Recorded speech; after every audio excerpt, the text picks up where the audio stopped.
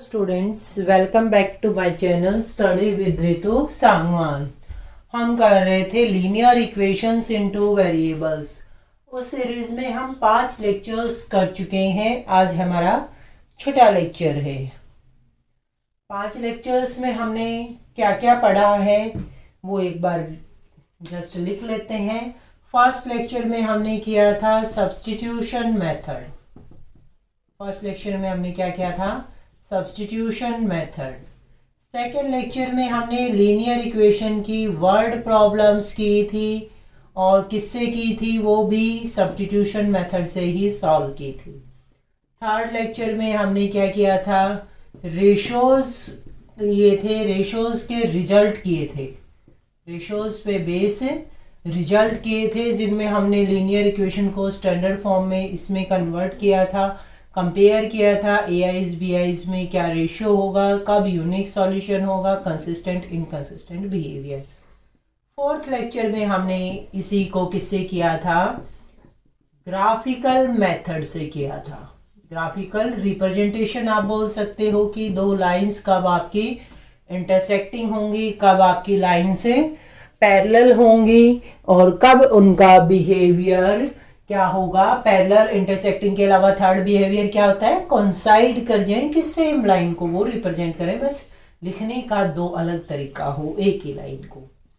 पांचवें लेक्चर में हमने किया था एलिमिनेशन मेथड। एलिमिनेट करना यानी उसको गायब करना, एक वेरिएबल के कोएफिशिएंट सेम बना के उसको हमने एलिमिनेट कर दिया था, दूसरा वेरिएबल की वैल्यू निकाल के फर्स्ट में पुट की थी। ये 5 लेक्चर्स हम कर चुके हैं। आज हम करेंगे छठा लेक्चर में क्या करेंगे हम? लिखा हुआ आप देख सकते हो क्रॉस मल्टीप्लिकेशन। क्रॉस में मल्टीप्लिकेशन यानी इस तरह से मल्टीप्लिकेशन, जो डायग्राम से हमें पता भी चल रहा है, क्रॉस मल्टीप्लिकेशन मेथड। और क्रॉस मल्टीप्लिकेशन मेथड की ही एप्लीकेशन है जो हमारा थर्ड रिजल्ट में हमने रेशो रिजल्ट्स किए थे, वो कहाँ से निकलते हैं? क्रॉस मल्टीप्लिकेशन मेथड से ही निकलते हैं। ये यहाँ पर जो हम रूल्स या फॉर्मूले यूज कर रहे वो नए नहीं है, वो कहाँ से बने? हमारे क्रॉस एलिमिनेशन मेथड या क्रैमर रूल भी हम इसको बोलते हैं, इसी से आपके ऑब्टेन हुए हैं। चलिए करते हैं इसको, क्रॉस एलिमिनेशन मेथड को। क्रॉस एलिमिनेट, क्रॉस करते हुए उसको क्या करना है? मल्टीप्लाई करना है। क्रॉस मल्टीप्लिकेशन मेथड में कि लीनियर इक्वेशन अगर आपकी इसकी फॉर्म में दी हुई है तो आपने क्या करना है? जस्ट कोएफिशिएंट लिखने हैं बट सेकंड से स्टार्ट करके, x को छोड़कर y से। y का कोएफिशिएंट क्या है? b1, constant c1। फिर फर्स्ट पे आ जाओ, a1 साइक्लिक ऑर्डर में चलना है, a b c इस तरह से होते हैं, तो b c a के बाद फिर से क्या आएगा? b। 4 लिखनी है आपने, b से ही स्टार्ट होगा, b पर ही एंडिंग होगी। ऐसे ही इसको फिक्स को 2 कर दो, जस्ट सेकेंड इक्वेशन के हो जाएंगे a2 b2। क्रॉस मल्टीप्लिकेशन क्या कहता है कि आपने क्रॉस में इनको मल्टीप्लाई करना है। एक बार तो डाउनवर्ड मल्टीप्लाई करोगे क्रॉस बनाते हुए, एक बार अपवर्ड मल्टीप्लाई करोगे। अब इसको लिखना कैसे है? लिखना कैसे है? फर्स्ट में आपका 2 का रिजल्ट तो बनेगा x का कोएफिशिएंट, सेकेंड में y की टर्म को और लास्ट कांस्टेंट के लिए। कैसे बनेगा? जैसे x डिवाइडेड बाय इनकी cross multiplication, x divided by cross multiplication क्या होगी? b1c2 minus b2c1। y में क्या होगा डिवाइड में? a2c1, c1a2 minus c2a1, c2a1। और 1 डिवाइडेड बाय क्या आ जाएगा? a1b2 माइनस a2b1, जो कि यहां मैंने लिख दिया है, यहां पर मैंने लिख दिया है। ये आपका क्या है? Cross multiplication method. x की वैल्यू क्या हो जाएगी? फर्स्ट को कंसीडर करो और थर्ड को कंसीडर करो, दो तीनों इक्वल है, कोई भी दो लोग इक्वल रहेंगे, तो फर्स्ट और लास्ट से हमारा क्या आ जाएगा? x। और लास्ट 2 को अगर आप कंसीडर करोगे तो किसकी वैल्यू आ जाएगी? y की वैल्यू आ जाएगी। अब ये तो हुआ क्वेश्चंस को कैसे करना है, फॉर्मूला हमारा। उससे पहले मैंने कहा था कि रेशियो वाले जो रिजल्ट है वो इसी से निकले हैं। रेशियो वाले रिजल्ट क्या कहते हैं? कि A1/B1 और C1 A1/A2 B1/B2 अगर रेशियो क्या आ रहा है, सेम आ रहा है, तो आपका क्या करोगे, थर्ड रेशियो से कंपैरिजन करोगे। सेम नहीं आ रहा है तो क्या होगा, यूनिक सॉल्यूशन होगा। रेशियो कंपैरिजन टेस्ट क्या था आपका, A1/A2 not equal to B1/B2 है, तो सॉल्यूशन क्या होगा हमारा, यूनिक सॉल्यूशन होगा। कैसे निकला है इससे देखो, जिससे हम डिवाइड करते हैं हम ये कहते हैं कि वो कभी भी जीरो नहीं होना चाहिए। नॉर्मली हम कहते हैं कि जिससे हम डिवाइड कर रहे हैं वो जीरो नहीं होना चाहिए, क्योंकि जीरो से डिवाइड करने का मतलब क्या होता है, इन्फिनिटी का बनना। अब इन्फिनिटी बनते ही, इन्फिनिटी मतलब अनंत, जिसका कोई अंत ही नहीं है, जिसकी कोई परिभाषा ही नहीं है, इनडिटरमिनेंट है, जो जिसको हम डिफाइंड ही नहीं कर सकते, इनडेफिनेट है, उसको हम सॉल्व कैसे करेंगे। जब इसको डिफाइंड ही नहीं कर पा रहे तो सॉल्व भी नहीं कर पाएंगे। सॉल्व नहीं कर पाएंगे मीन्स जहां ये फॉर्म बनेगी उस फॉर्म को हमें अवॉइड करना है। तो इस फॉर्म को अवॉइड करने के लिए क्या होना चाहिए, डिवाइड वाली टर्म हमारी जीरो नहीं होनी चाहिए। इसका मतलब ये वैल्यू क्या नहीं होनी चाहिए, जीरो, यानी A1/B2 A2/B1 जीरो के इक्वल नहीं होना चाहिए। अब इसको राइट साइड ले जाओ, यानी A1/B2 is not equal to A2/B1, ये A2/B1 के इक्वल नहीं होना चाहिए। A2/B1 के नॉट इक्वल है तो यहाँ से रेशियो वाला ये रिजल्ट देखो ये बन जाएगा। कैसे बनेगा, A1 A2 को लेफ्ट साइड ले आओ, A1/A2 not equal to B1 B2 को उधर ले गए, बन गया। जीरो नहीं होगा इसका मतलब सॉल्यूशन निकलेगा। सॉल्यूशन निकलेगा तो पर्टिकुलर एक ही सॉल्यूशन निकलेगा, यूनिक सॉल्यूशन। ये आया आपका रेशियो वाला पहला रिजल्ट। रेशियो वाला दूसरा रिजल्ट क्या कहता है, क्या कहता है, अगर ये इक्वल हो जाए, A1/A2 B1/B2 के इक्वल हो जाए तो हम थर्ड से कंपेयर करेंगे। थर्ड के इक्वल आ गया तो आपके क्या होंगे, इनफाइनाइट सॉल्यूशन, और नहीं इक्वल आया तो क्या होगा आपका, नो सॉल्यूशन का केस होगा। ये हमारा रिजल्ट था। देखो थर्ड से कंपैरिजन क्यों करते हैं, अब मान लो ये जीरो आ गया, अब जैसे फर्स्ट एक्स को ही लेके चले हम, x डिवाइडेड बाय क्या था, B1C2 minus C1B2 is equal to last से हमने लिया A1B2 माइनस B1A2। अब ये भी जीरो हो जाए, ये भी जीरो हो जाए, यानी 0/0 फॉर्म बन जाए। इसको वहां ले जाओगे आप, यहाँ से हम इस वैल्यू को मैं जस्ट यहाँ लिख रही हूँ क्योंकि क्रॉस मल्टीप्लिकेशन से इसको हम यहाँ लिख सकते हैं। x की वैल्यू क्या आएगी, B1C2 माइनस C1B2। अब जिससे डिवाइड कर रहे हैं वो भी जीरो बन गया, और जिससे को डिवाइड कर रहे हैं वो भी जीरो बन गया, यानी सारे जीरो बन गए, ऊपर भी जीरो नीचे भी जीरो।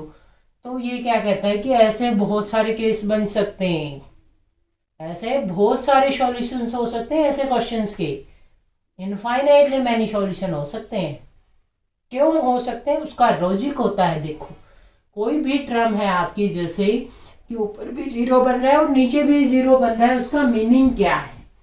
जैसे आपने लिखा x²-7, 7 की बजाय कोई परफेक्ट नंबर ले लो, 4 ले लो, नीचे आपने लिखा x-2, 2 पुट कर रहे हो x को, तो नीचे भी जीरो बन रहा है ऊपर भी जीरो बन रहा है, यानी 0/0 फॉर्म बन रही है। तो इसमें क्या कर सकते हो आप, x-2 को कॉमन ले सकते हो दोनों जगह से, ऊपर बच जाएगा आपका x+2 डिवाइडेड बाय 1, यानी ये कॉमन पोर्शन जो इसको जीरो बना रहा था उसको कैंसिल कर सकते हो। जो उसको जीरो बना रहा है उस नंबर को हम कैंसिल कर सकते हैं, कैंसिल कर सकते हैं, तो जो बचा हुआ है वो कुछ भी हो सकता है, यानी इस केस में सॉल्यूशन निकल जाएगा। अब नहीं निकलेगा जब ये जीरो हो और ऊपर नॉन जीरो हो, यानी नीचे तो आपका इक्वल आ जाए बट ऊपर आपका इक्वल ना आए, तो आपका क्या आएगा, नो सॉल्यूशन इनकंसिस्टेंट का। इसका इक्वल टू जीरो रख के इसको सॉल्व करना, ये वाला रेशियो आपका आ जाएगा। ठीक है, इसको ट्राई करना, अगर नहीं हो तो मेरे को कमेंट में बताना।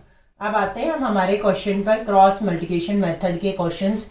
ये तो बात हुई कि इससे रेशियो वाले रिजल्ट कैसे निकले, ये इसलिए बताया कई बार रेशियो वाले रिजल्ट हमें याद नहीं रहते, एग्जाम टाइम में हम भूल जाते हैं, क्योंकि कितना ज़्यादा मैटर होता है हम कितना क्रैम करें।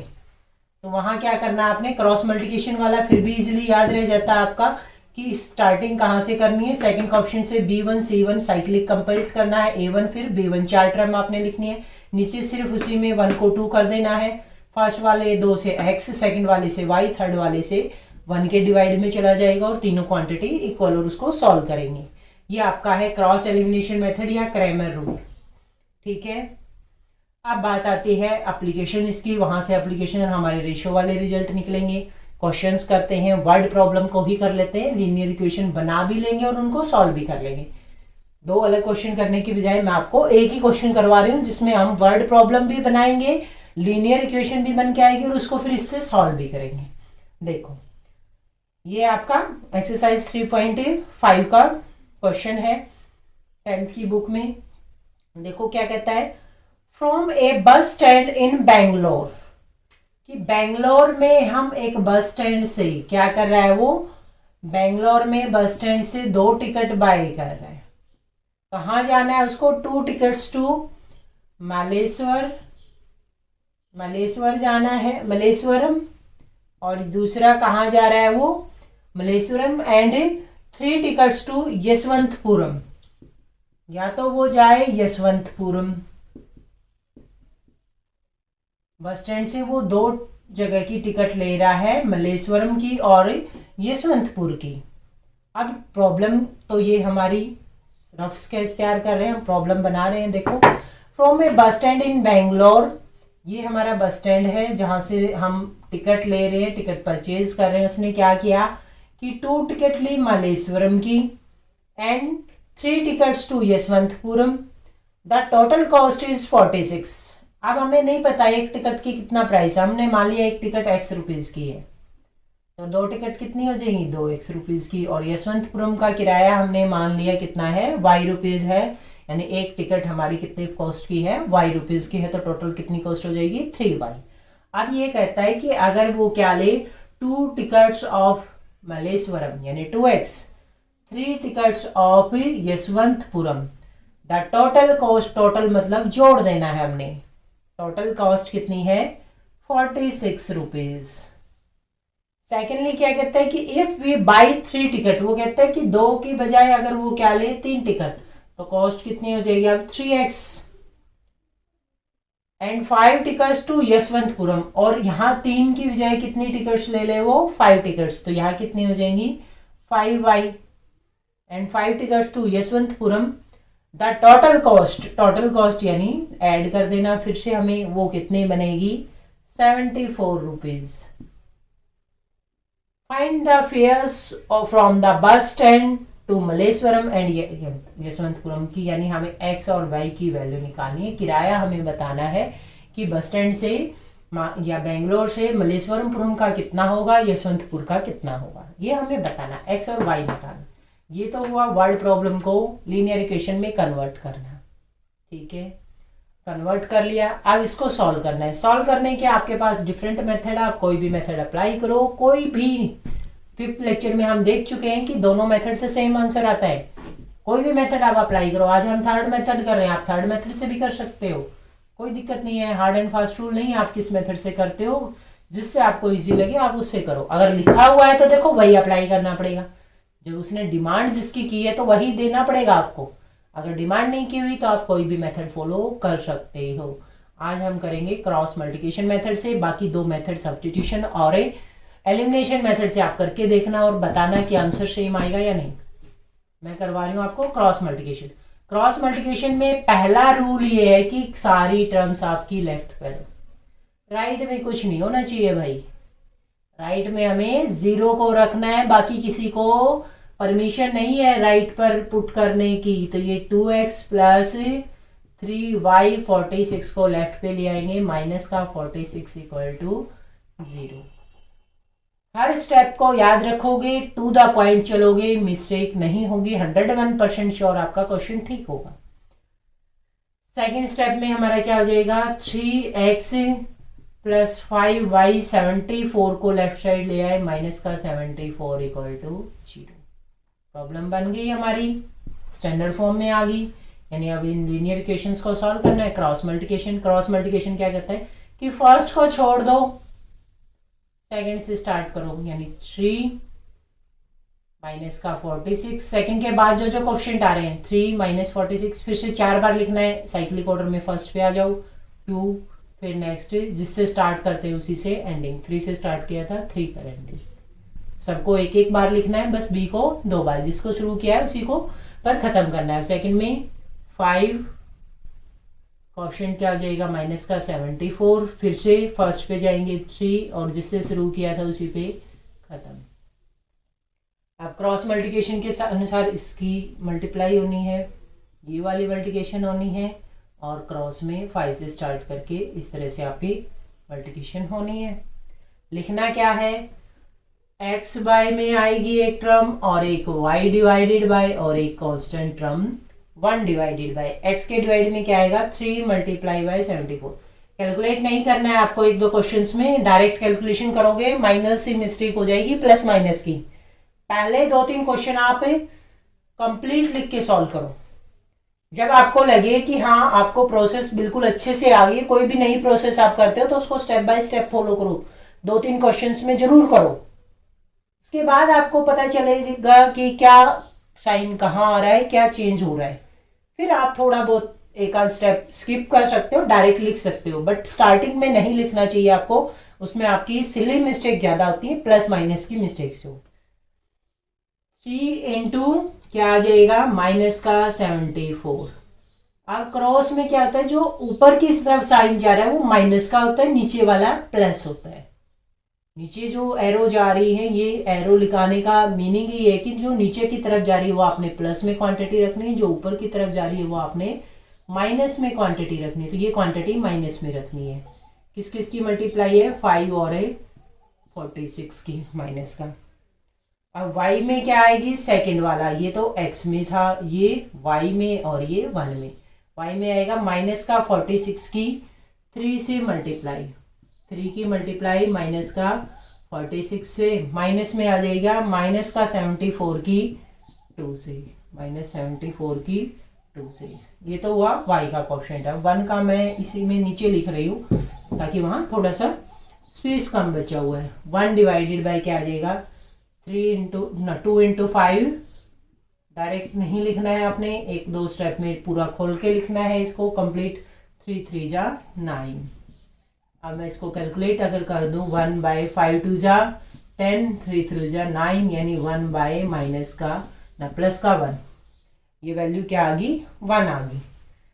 अब इसको आगे करते हैं सॉल्व। क्या आ गया हमारे पास, कैलकुलेशंस हैं जो उनको जस्ट सॉल्व करना है, बस क्वेश्चन हो गया हमारा। x डिवाइडेड बाय मल्टीप्लाई करो 3 की और 74 की, 3 की और 74 की मल्टीप्लाई करोगे तो 3 4 जा 12, 21 और 2 22, प्लस और माइनस है माइनस हो जाएगा। अब ये माइनस और माइनस है प्लस हो जाएगा। 5 से मल्टीप्लाई करोगे तो 5 4 जा 16, 5 4 जा 30, 5 6 जा 30, सॉरी 5 6 जा 30 और 5 4 जा 20 और 3 23, यानी 230 आ जाएगा। y डिवाइडेड बाय कैलकुलेशन आप कर सकते हो, 3 की 46 से तो मैं डायरेक्ट लिख रही हूँ माइनस का 138, माइनस माइनस प्लस और 2 से मल्टीप्लाई करोगे 2 2 7 14 और 4 8 हो जाएगा, प्लस का 148 इज इक्वल टू क्या आ गया था हमारा, वो हमने कैलकुलेट कर लिया था 1/1। ठीक है, ये हमारा क्रॉस मल्टीप्लिकेशन मेथड है। अब अगर वो x रेशियो y पूछे तो जस्ट ये वाले नंबर्स आपको देने होते हैं, वैल्यू पूछे तो फर्स्ट और लास्ट, सेकंड और लास्ट से हम निकालेंगे। x डिवाइडेड में क्या आ जाएगा, 230 में से 222 गए 8 आ जाएगा आपका, और y divided by 148 minus 138 10 is equal to 1। First और थर्ड को आप कंसीडर करोगे तो क्या इक्वेशन बनेगी, x/8 is equal to 1। Second और लास्ट को कंसीडर करेंगे तो y/10 इज इक्वल टू 1 और x is equal to 8 right hand side गया, डिवाइड में था मल्टीप्लाई में आ गया, x is equal to 8, similarly y is equal to 10।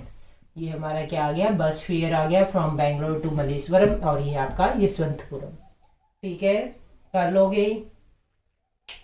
चलो अब इसके एप्लीकेशन का एक दो क्वेश्चन कर लेते हैं, किस तरह के क्वेश्चंस आते हैं आपके, हमारे वहाँ भी हुए थे कुछ क्वेश्चंस। जैसे इसमें नेक्स्ट एग्जांपल दिया हुआ है, for which value of p, p की किस वैल्यू के लिए, for which value of p Does the pair of equations given below has unique solution? कैसा सॉल्यूशन चाहिए हमें? Unique solution. यूनिक सॉल्यूशन यानी ये वाली क्वांटिटी क्या होनी चाहिए? Non zero. और उसको सॉल्व करके हमारा क्या आया था रिजल्ट कि x के कोएफिशिएंट का रेशियो y के कोएफिशिएंट के रेशियो के इक्वल नहीं आना चाहिए अगर यूनिक सॉल्यूशन है तो। ये बात हुई रिजल्ट की। इक्वेशन देखते हैं क्या दी हुई है। 4x plus py plus 8 is equal to 0। Next में है 2x plus 2y plus 2 is equal to 0। ये इक्वेशन दी हुई है और ये कहता है कि यूनिक सॉल्यूशन है, यानी ये वाली कंडीशन है। तो बताओ कि p क्या होगा?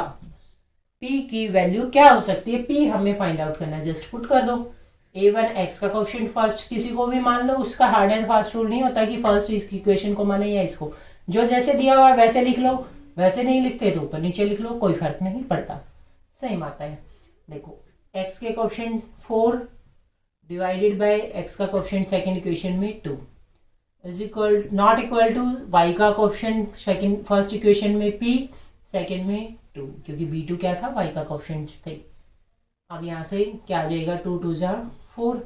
अब 2 not equal to p by 2। अब 2 को लेफ्ट साइड ले आएंगे तो 4 नॉट इक्वल टू p, यानी p की वैल्यू 4 नहीं होनी चाहिए। 4 के अलावा कुछ भी हो जाए, 4 नहीं लेना आपके। 4 के अलावा p को कुछ भी ले सकते हो, 0 1 2 3 -1 -2, या फ्रैक्शन में भी ले सकते हो 1/2 1/4, कुछ भी वैल्यू ले सकते हो, लेकिन 4 नहीं लेनी है आपने। तो इस इक्वेशन के, इन इक्वेशंस के सॉल्यूशन क्या होगा? सॉल्यूशन क्या होगा? यूनिक होगा अगर आपकी p की वैल्यू क्या हो? Not equal to 4। ठीक है, कर लोगे? चलो इसी पे बेस एक क्वेश्चन और कर लें। जो कॉम्पिटिटिव एग्जाम्स में इस तरह के क्वेश्चंस ज़्यादा आते हैं क्योंकि ये कम टाइप में क्विकली होते हैं और ये पूरे आपका मेथड का निचोड़ होता है, आपका कंक्लूजन होता है। मेथड भी आपको अप्लाई करना आना चाहिए, यानी रिजल्ट्स याद होने चाहिए और उनके स्मार्ट वे से उनको अप्लाई करना है कि वैल्यूज निकालने में कैसे उसको यूज करोगे आप। जैसे फॉर व्हाट वैल्यू ऑफ के, व्हाट वैल्यू ऑफ के यानी हमें के निकालना है। जो जो आप पढ़ते जा रहे हो, मैथ्स में सबसे बेस्ट मेथड यही होता है मैथ को करने के लिए। जो जो आप पढ़ते जा रहे हो वो लिखो, क्या गिवन है और क्या हमें फाइंड आउट करना है। फॉर व्हाट वैल्यू ऑफ के will the following pair of linear equation have infinitely many solutions. Infinitely many solution बोलो, या फिर वो इसी क्वेश्चन को ये दे देता है कि क्या हो? इनकंसिस्टेंट सिस्टम ना, सॉरी कंसिस्टेंट सिस्टम हो इनफाइनाइटली मैनी सॉल्यूशंस। अब इक्वेशंस हमें दे दी, क्या दे दी?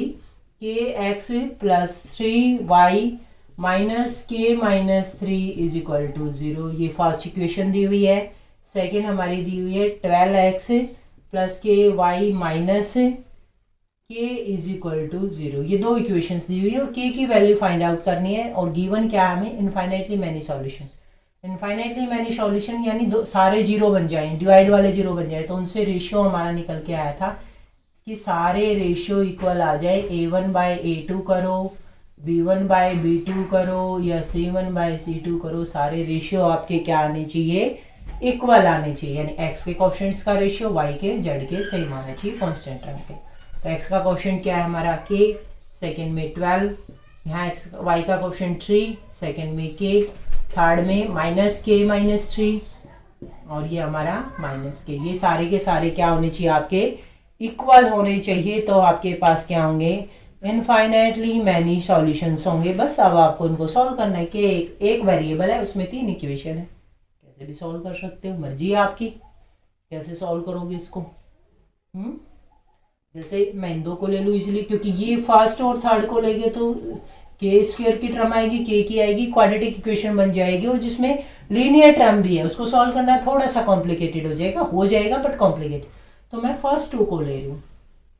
फर्स्ट 2 में हमें के की टर्म आएगी लेकिन स्क्वायर वाली, लीनियर वाली नहीं आएगी, तो उसको हम इजीली स्क्वायर रूट से सॉल्व कर सकते हैं। देखो क्रॉस मल्टीप्लाई कर दो, के स्क्वायर इज इक्वल टू 12 3 जा 36, taking square root on both side k is equal to क्या आ जाएगा +-6। अब k इज इक्वल टू +-6 आ गया तो k की वैल्यू पुट कर दो इसमें, इसे सॉल्व कर दो कि k की वैल्यू पुट करोगे तो क्या आएगी। ये तो इन दो को सेटिस्फाई करता था, यहाँ भी इनमें से एक और एक यहाँ से लोगे तो क्या उसको भी सेटिस्फाई करेगा। देखो यहाँ से ये इनको सॉल्व करके निकालो। ये तो फर्स्ट टू से आई k इज इक्वल टू +-6। अब हम लास्ट टू से k की वैल्यू निकाल लेते हैं, या इसमें पुट करके इसको सॉल्व करके देख लेते हैं कि सेटिस्फाई कर रहा है या नहीं कर रहा है। दोनों चीज़ें सेम होती हैं कि पुट करके सॉल्व करके देखो, या इसको सॉल्व करके k की वैल्यू ले आओ, जो कॉमन है वो हमारा सॉल्यूशन हो जाएगा। जैसे इनको सॉल्व करें अगर हम तो क्या आ जाएगा, माइनस माइनस ऑलरेडी प्लस कर देते हैं एक बार। ये क्या आएगा 3k is equal to k से मल्टीप्लाई करोगे तो k स्क्वायर और माइनस का 3k लेफ्ट साइड आ गया k square plus k square और ये 3 और 3 6k is equal to k square, और इसको हम ये लिख सकते हैं k square minus 6k is equal to 0। k common आ जाएगा, k minus 6 equal to 0। k को 0 नहीं बनाना है, k से डिवाइड नहीं करना है। यहाँ से इसको अलग अलग दो नंबर्स की प्रोडक्ट है तो कब होगी 0, या तो फर्स्ट 0 हो k इज इक्वल टू 0 और k माइनस 6 इक्वल टू 0, यानी दो वैल्यू आई k 0 हो जाए और k माइनस 6 यानी k की वैल्यू क्या हो जाए 6। यहाँ से तो आई 0 और 6 और इससे आई थी 6 और -6, तो दोनों में कॉमन क्या आ रहा है 6, तो k की वैल्यू क्या हो जाएगी 6, जिसके लिए ये सिस्टम क्या होगा कंसिस्टेंट होगा। और कितने सॉल्यूशंस होंगे हमारे, इनफाइनाइटली मैनी सॉल्यूशंस। ठीक है, कर लोगे। नेक्स्ट लेक्चर में हम करेंगे लीनियर इक्वेशंस को ही करेंगे, बट कौन सी, जो डायरेक्ट लीनियर इक्वेशन नहीं है लेकिन उसमें रिड्यूस हो सकते हैं, रिड्यूसिबल टू लीनियर इक्वेशन, यानी 1/x plus 1/x minus 7 is equal to 10। इस तरह के क्वेश्चंस आपके दे दिए, या y वेरिएबल में दे दिया 1/x minus 7 y minus 14 is equal to 10। इस तरह की इक्वेशंस हैं वो हमारी क्या होंगी, लीनियर इक्वेशंस में रिड्यूस हो जाएंगी और उसको हम सॉल्व कर सकते हैं। ठीक है।